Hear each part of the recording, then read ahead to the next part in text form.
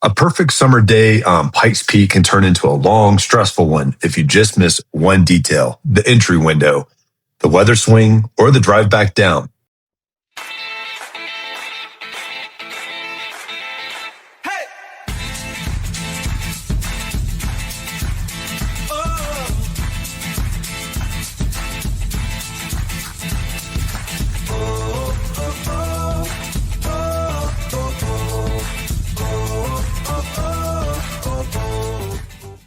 Hi, I'm James with the James Mountain Home Team, and we are your local mountain and Colorado Springs real estate experts.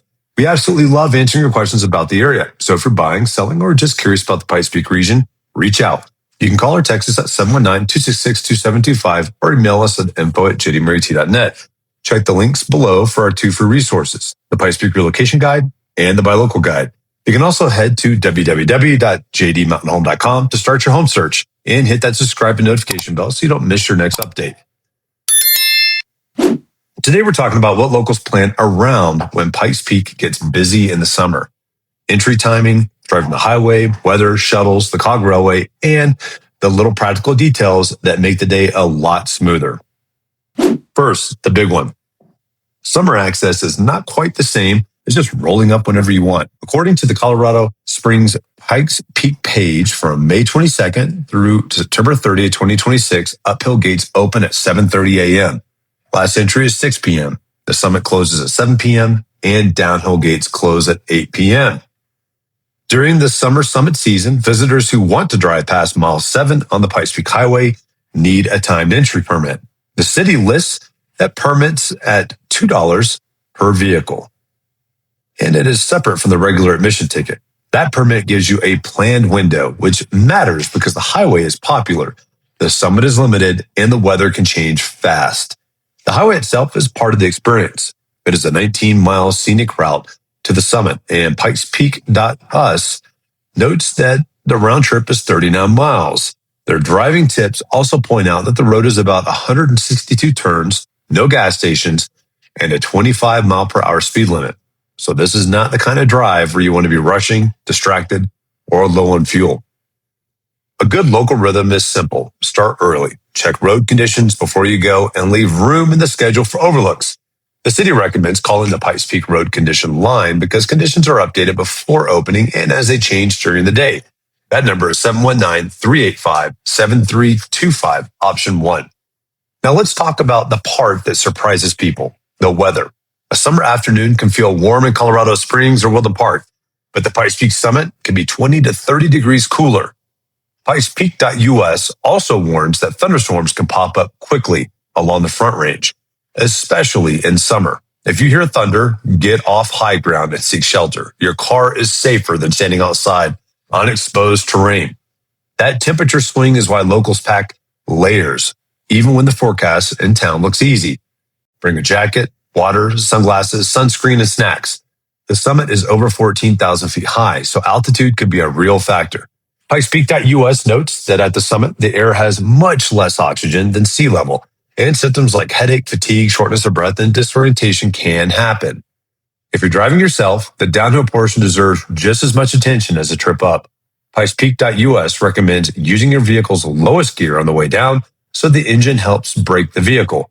The big warning is do not ride your brakes. Overheated brakes are one of the classic mountain road problems, and this is exactly the kind of road where that advice matters.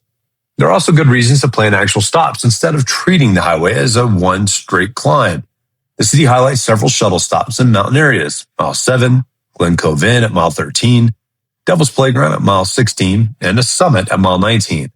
Around the North Slope Recreation Area, visitors can find reservoirs, trails, fishing access, and big mountain views. For summer 2026, the city says Pikes Peak shuttles are scheduled from May 22nd through August 9th. Then on weekends and Labor Day through September. The shuttle can be a smart option if you would rather park at Mile 7 and let the pros handle the upper mountain road. The city also says the shuttles are ADA accessible and equipped with bike racks. Another classic option is the Broadmoor, Manitou, and Pikes Peak Cog Railway. The Cog Railway schedule page describes the round trip as approximately 3 hours of sightseeing, and they recommend arriving 30 minutes before departure. In summer, they describe daily operations with choices between early morning and golden hour rides. The Cog is especially helpful if you want the mountain experience without focusing on the road. You still need to plan ahead though, because popular summer times can book up. Parking in Manitou can take a minute, and the full experience is closer to 4 hours when you include arrival time and gift shop or summit time. For people living around Ute Pass, Woodland Park, Green Mountain Falls, Cascade, and Divide, summer around Pikes Peak has its own rhythm. Mornings are usually your friend. Afternoon clouds can build quickly. Holiday weekends bring more traffic. And if there is a major event, race, trail day, or weather closure, your normal route or timing can change. Here is a simple Pikes Peak summer checklist. Timed entry permit if you're driving during the summer summit season. Admission ticket. Road condition check. Half tank of gas or more. Jacket, water, snacks, sunscreen, enough time for the descent, and a flexible attitude if weather moves in. And one more local tip. Do not make the summit your only goal. Some of the best parts of Pikes Peak days are the stops below the top. Views over Ute Pass, Crystal Reservoir, Glen Cove, Devil's Playground, wildlife sighting from a safe distance, and the way the landscape changes as you climb through different elevation zones. So if you're planning a summer day near Pikes Peak, the headline is this: plan the time before you leave, respect the mountain weather, and give yourself enough margin to enjoy the drive instead of just surviving it. Before we go, I just want to say that if you have any questions about buying or selling or really anything about the Pikes Peak region, please don't hesitate to reach out to my team and I.